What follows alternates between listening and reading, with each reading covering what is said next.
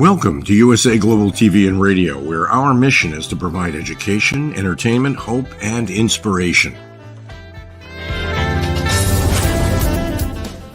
USA Global TV and Radio connects you with experts and audiences all around the world every single day to help you succeed in business and to live a richer life. Visit us at usaglobaltv.com to learn about career and life-changing training and mentoring programs like the Listening Mentor. Subscribe to our newsletter to stay informed about our special programs and offers. Discover how you can become a guest on one of our shows or a host or producer of a USA Global TV and Radio show of your very own. That's USA Global TV and Radio, where the doctor is always in.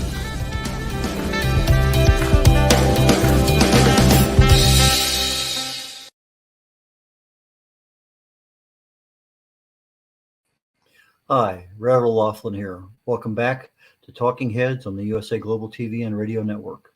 We're almost in the middle of a 6-part series on cancer, its causes, and what options you might have. And let me go ahead and get the first slide set up. There we go. As part of a disclaimer, I'm not a medical doctor, I'm not associated with the pharmaceutical industry. I'm a researcher. I research the human body at the cellular level, chemically speaking. I look for cause and effect relationships. Treat a cause, fix a problem. Treat a symptom, you'll always be treating symptoms. And so as part of my research, what I do, I try to get in and find out what is really going on at the cellular level in the body. That is something that I've always found fascinating. What is the final answer to the question why?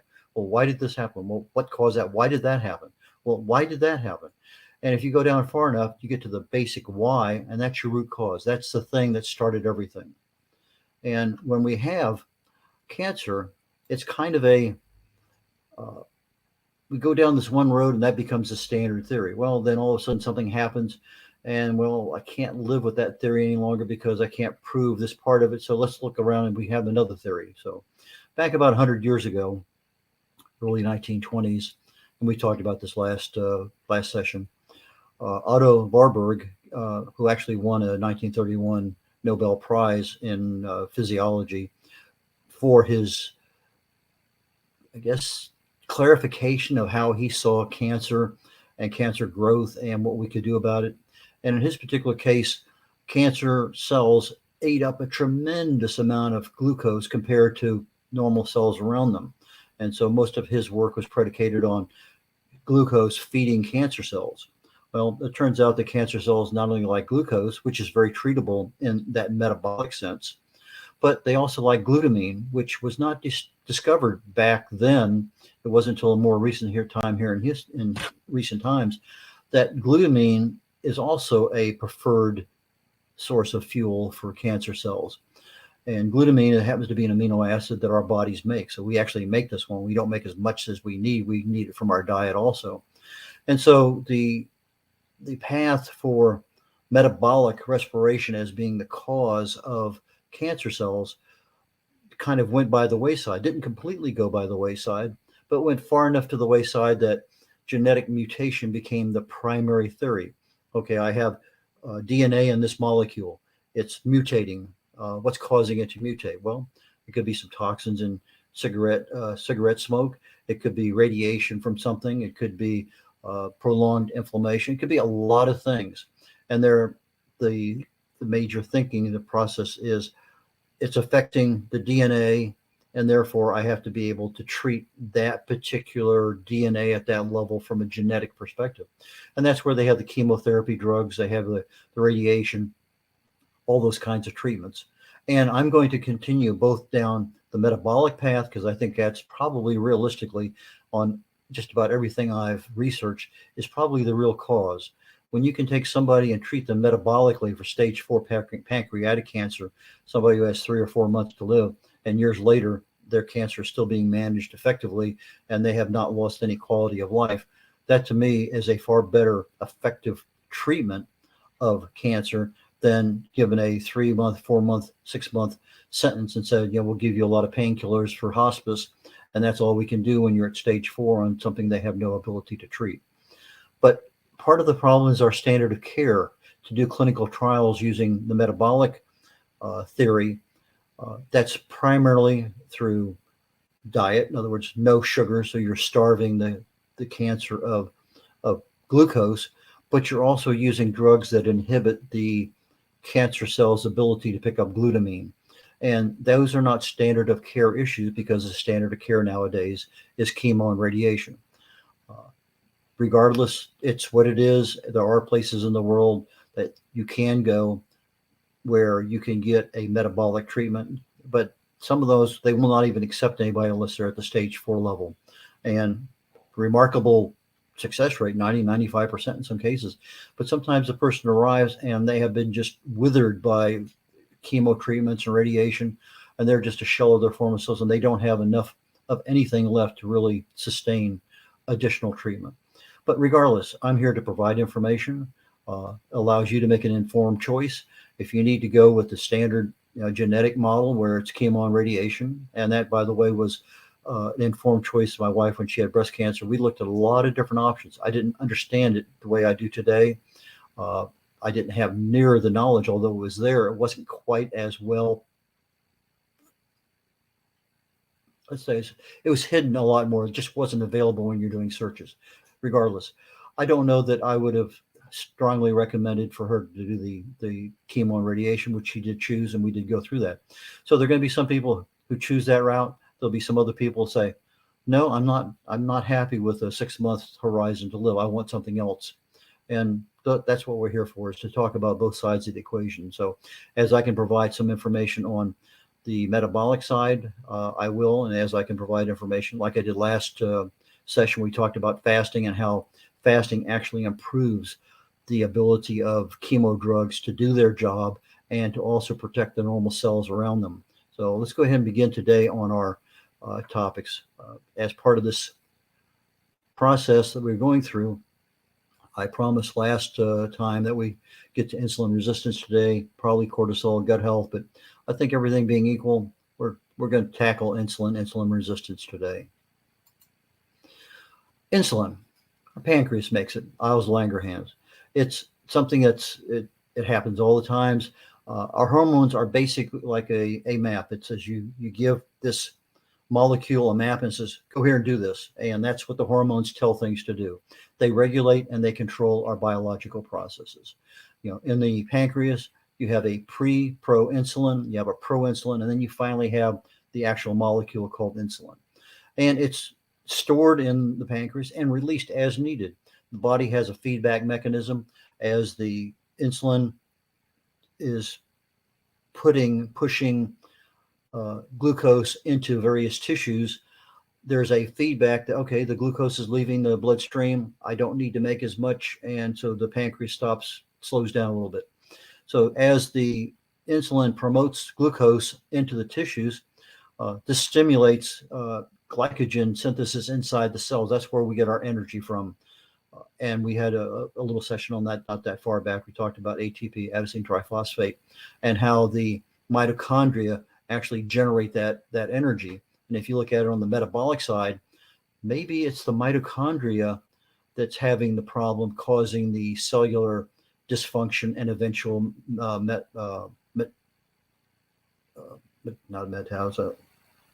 mutation. And if you look at it, that's the metabolic side. But if you look at it, well, the cell is mutating, that DNA is causing a cancer cell to develop. That's the genetic side of things. So you get back down to where the cell is actually producing energy. And not only that, with the insulin and the cell physiology, the insulin also works with the amino acids and potassium. K is a chemical symbol for potassium. In a normal process, we eat food, it's broken down, we get glucose in our bloodstream. Glucose is our primary energy source. Ketones are another one. We'll talk about that down the road, maybe not today. But insulin helps the glucose get into our tissues. It's stored there until needed. That's the glycogen. And then as the tissues are taking up the glucose, our blood levels decline of the glucose levels, and the pancreas produces less and less down to a point where it's not producing any. That's the normal process. And by golly, that works pretty well. However, there's a thing called insulin resistance, and that's also called impaired insulin sensitivity. And when we have insulin resistance, more, our body produces glucose from food, same amount, that doesn't change, but we actually produce more insulin than is required. So in other words, if I needed, let's say, just pick now, I need an ounce of insulin to shove an ounce of glucose into a body part, let's say a muscle. Now all of a sudden, instead of needing an ounce of insulin to push an ounce of glucose in, the tissue is rejecting the glucose, and I need 2 ounces of insulin to push 1 ounce of uh, glucose into that tissue, that muscle. And so we need more insulin because our bodies are, the sensitivity of that insulin is no longer working like it used to. We have insulin resistance, and it's called hyperinsulinemia. And typically it's caused by obesity, inactivity, and a high carb diet. And that sort of makes sense when you look at when an obese person, somebody carrying around an extra 100 or so pounds, you have a lot of visceral fat. That visceral fat surrounds the various organs in the body. And when you get enough fat, it almost acts like another organ. It has a lifestyle of its own. It's almost like an alien life form. It really and truly affects our body's hormones and other things that are going on. Inactivity, we're not really doing the things that we need to do to keep oxygen levels going, to keep the hormones balanced, et cetera. And since we're looking at glucose primarily being created from carbohydrates, the body, when needed, will actually make carbohydrates from fat or from protein. But in a high carb diet that you have all the time, you're producing a lot of glucose. Over time, it just kind of gets your pancreas just kind of gets worked to death. It's pushing it out. The cells are rebelling a little bit. It's pushing out a little bit more, and we get a lot of problems. Now, obviously, you have situations like gestational diabetes where you have a situation like insulin resistance. But it's interesting that prior to World War II, doctors were using chromium as a supplement to treat gestational diabetes. I've mentioned this to several friends of mine who have diabetes, and I said, talk to your doctor before you go down and just do it. But they have found that they add chromium and I think vitamin D, their insulin levels are cut in half or 3/4, because when you have gestational diabetes, the baby, the fetus, is actually taking a lot of chromium from the mother, and you're ending up in a nutrient deficient condition. You're very low in chromium, and that causes insulin resistance symptoms, which they call gestational diabetes. Okay. Now, insulin resistance, it's something everybody can develop. You may have it for a few days, a couple of weeks. You may have it for a couple of months. It depends a lot on the various kinds of things you're doing. If you're on steroid medicine, yeah, that can cause insulin resistance. Some hypertension drugs do it. If you're on an HIV protocol, if you're on some psychiatric medicines, all of these can end up with symptoms that really and truly cause insulin resistance. And again, it could be temporary, it could be permanent. But if I look at pre-diabetes, it's that's well, you're pre-diabetic. We have high glucose levels that our bodies just can't seem to get rid of easily. Then we end up type 2 diabetes. Our pancreas production is overabundant. We're just really creating a lot of insulin, or our body's not using it as effectively as we used to. Type 1 diabetes, autoimmune disease, our body is attacking itself. And from the gestational perspective, it's a hormonal issue. You deliver a baby and boom, the gestational issues go away. But it's not being treated the same way because chromium is a nutrient. FDA can't give you a authorization saying it's safe because anyway, talk to your doctor about it.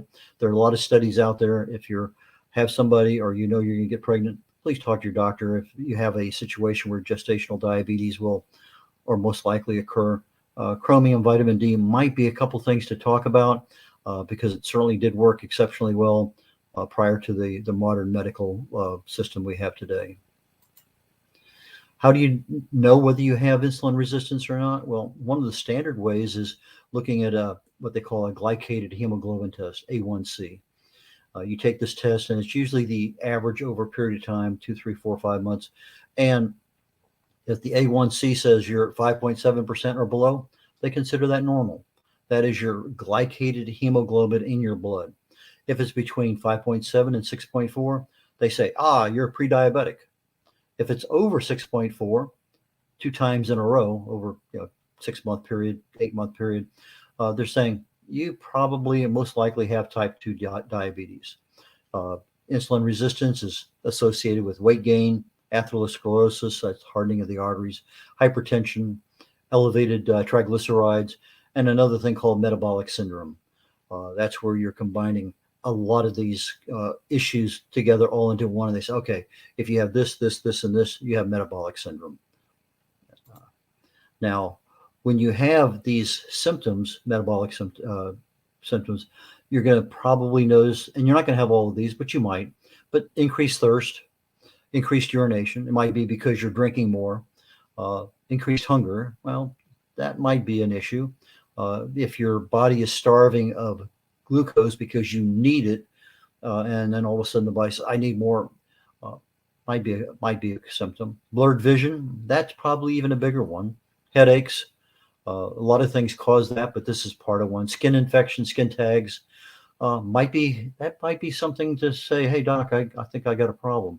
If you're a slow healer, if you have darkened areas, particularly under your armpit or around your neck, that's darker than the rest of your body, you might want to talk to your doctor about it, because you're in that area where, if you have 3 out of 5, 5 out of 7, whatever it may happen to be, might have a beginning of an issue that if you find it on the front end, you might be able to do something about it.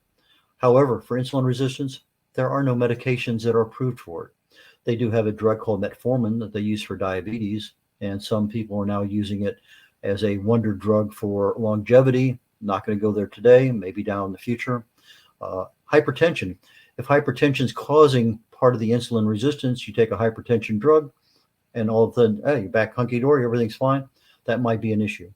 You talk about high cholesterol areas that we have, statin drugs, again, that might be a cause. But our bodies make cholesterol. Every cell in the body needs cholesterol.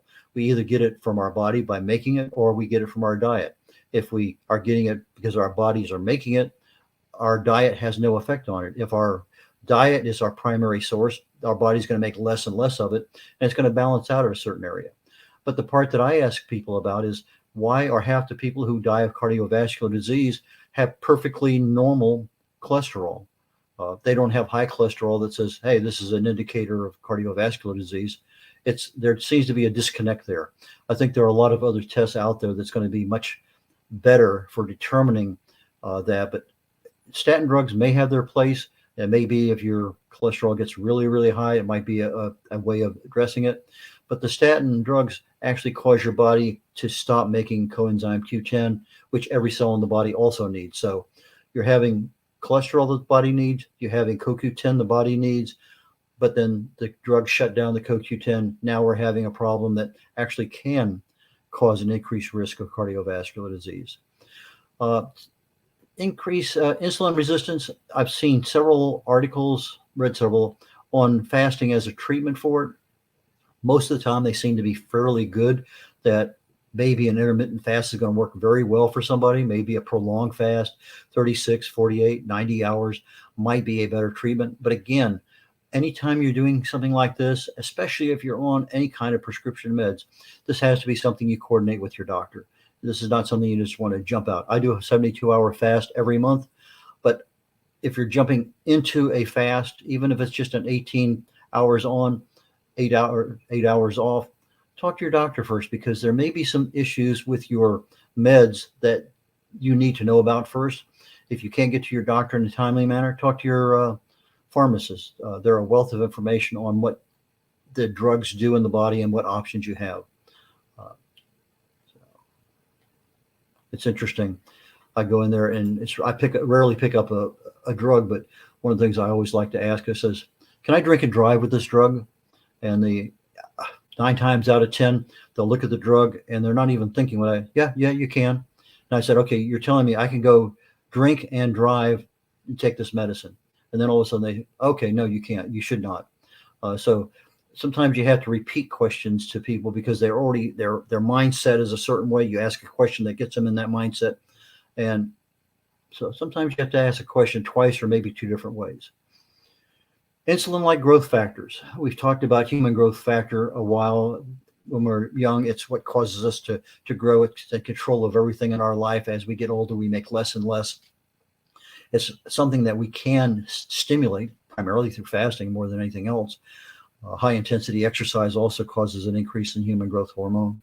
But there are other growth hormones. Insulin-like growth hormone number one is a protein structure that looks a lot like insulin, and it works in some regards like insulin. It promotes normal growth just like HGH, but it's more relegated to the here and now, whereas HGH looks at the longer term. Insulin-like growth factor primarily produced in the liver. We have situations, if I have low levels of IGH, then I may have some problems, but if these happen when I'm young, I'm going to see growth development issues. If they happen later on in life, I'm going to see bone density, muscle mass issues. Those things are generally, if you have too little or too much at the infant stage, they're going to be found out pretty quickly, and you're going to see things, and they are treatable most of the time. And when I'm looking at having high areas, in other words, I may now have hyperinsulinemia. In other words, I end up with diabetes or obesity. Now with that IGH, my insulin resistance, I'm looking at an increased risk of cancer because of that insulin-like growth factor. It's a growth factor thing, causes things to grow. Given certain situations, certain circumstances, it may take that cancer cell and give it a fertilizer treatment and cause it to grow. A lot of areas in there for insulin and cancer in the future. I'm looking at that right now. I'm looking at mTOR, mammalian target of rapamycin, autophagy we've talked about in the past. Since mTOR is a master regulator of growth, there's a distinct possibility that mTOR and autophagy both have a factor in the growth of cancer. I'm not sure whether it's necessarily in the cause of cancer, but when you start talking about this thing really can help something grow, maybe if you happen just to have a little bit of mutation at the cellular level, being in a situation where autophagy or mTOR can be created, maybe that's just the stimulus that's needed at that point in time. But as I'm looking at IGH, IGF-1, insulin-like growth factor, its primary function is to promote cell survival. It repairs damages to cell. So if you start having too much or too little, the cell is going to feel a result of it. We have problems primarily with our heart, our immune system, our kidneys, and some others. So if you have an IGF problem, the areas that it's going to attack are the organs inside. When we see IGF-1 being a potential cause of cancer, and I think it's 13 different cancers they've tied in with insulin resistance IGF-1. They tend to be gastrointestinal, breast, prostate, ovarian. They've tagged these things here pretty quickly. There's also another thing they found out about IGF-1 when the levels are high. The chemotherapy doesn't work as well. It inhibits the ability of the chemo drug to come in contact with the mutated cell. Just like fasting, we said fasting for 24 to 48 to 72 hours increases the potency of the chemo and protection levels of the normal cells around it. IGF-1 is one of those hormones that as we get older, we make less and less. So we're looking for things that as I get older, I'm making less. Well, there are foods that I can eat that I can increase my IGF levels. You know, Dr. Google, Dr. YouTube has a lot of information to how to increase IGF, or if you have too much, how to decrease IGF. Again, a topic that you really and truly want to talk to your doctor about if you're on any kind of medicine whatsoever. We see frailty in elderly people. And this, again, is a result of the IGF levels declining from very high levels when we're teenagers, early 20s, 30s. As we get into our 40s, 50s, 60s, we're seeing a lot of things. We see increased fat mass. We see that little roll around our belly. We see increased cardiovascular disease, the risk of that. Our muscle mass, we just don't have those nicely toned muscles anymore. We don't have the ability for strength, for balance, for flexibility. Our cognitive ability is challenged more. Bone density becomes an issue. You start trying to do some of the exercises and stretches you used to do, your joint mobility is not there. Again, fasting is an option. Whether intermittent fasting, prolonged fasting is the best one for you. It depends on, what are your other diseases you might have if you have none. Do you have issues with obesity? Do you have issues with hypertension? Again, it's not something you want to jump into without knowing the big picture. And so those are things that need to be looked at. If I'm looking at the insulin resistance, how does that really and truly affect me and my ability to become a cancer carrier? Well, if I have insulin resistance, my inflammation is increased. I know that almost all disease starts at the cellular level from chronic low-level cellular inflammation. If I have it long enough, it's untreated, I end up with oxidative stress. Well, when I have increased insulin for long periods of time, I start storing a lot of fat. That's what insulin does. It loves to, along with cortisol from stress hormone, it loves to store fat. If we're not using it up with our activity, it's being stored inside our fat molecules. We see increased weight gain because of it. If we do a C-reactive protein test, which is a very, very, very good test for inflammation in the body, we're going to see increased inflammation. As you're seeing that increased inflammation, you're also going to see increased hormone disruptions. Hormones that used to operate normally when you're in that oxidative stress level and other things are happening, whether it be from nutritional deficiencies or other issues, toxins, etc. You're going to see hormones that aren't operating the way they're supposed to. It also has, because of that insulin resistance, we don't have that ability that we used to have as we're trying to break down our fat cells and use the energy from our fat cells. They're just not doing it the way they used to. I mentioned earlier, there's at least 13 known cancers that they're associated with insulin resistance. And insulin resistance usually starts with diabetes, hypertension, cardiovascular. So if you have some of those and you're over 50 and you're noticing that, yeah, I might have insulin resistance because of these things, might be something to start paying attention to, that you might be at a higher risk for cancer. And that's kind of what this whole series is about. What should you be aware of?